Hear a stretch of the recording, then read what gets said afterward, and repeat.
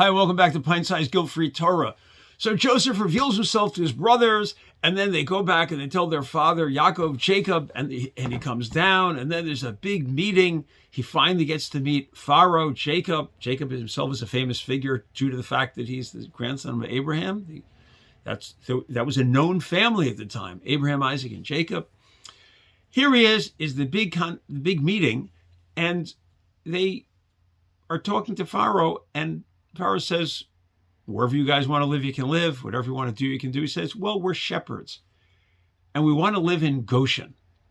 Now, these are two strange statements. Why? The Egyptians worship sheep. They hated shepherds. This was not a profession that would look good. So imagine you're being invited by a dictator to live in your country. To live in his country. You'd think you would want to stay on his good side, live in the capital city, work, participate there. No, we want to live in the sticks by ourselves. Number one, that doesn't look good. Number two, we want to be shepherds. That's a despised profession in ancient Egypt. Why do they do that? The answer is they realize they're coming down and they're staying there for a while.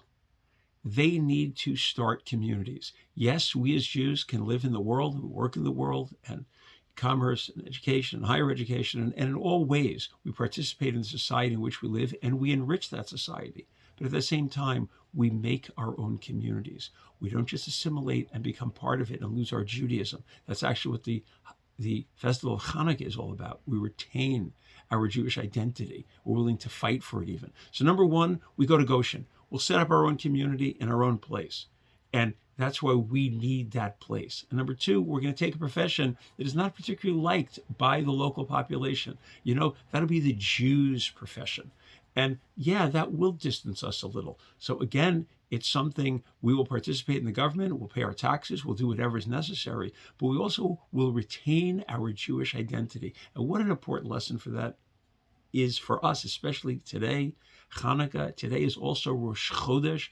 It's the new month, the Hebrew month of Teves, and just big time, and a time of renewal, and a time of great stuff for the Jewish people. And the more we understand we are from these great people, we are from a nation that did fight a mighty Greek empire. We're from a nation that did ask for its own little settlement and its own unique career track back in Egypt. We're from these people, and we need to continue to go in that path. Yes, we engage in the world, but we retain our identity. As long as we do that, there'll be Jews. As long as there are Hanukkah menorahs, there will be Jews. As long as we have Jewish communities, there'll be Jews, and there'll be a great impact for the world. So let's get into it, our own Judaism, our own communities, and let's make that a great thing to help the world. Have a wonderful, wonderful Hanukkah and a Freilichen Rosh Chodesh also.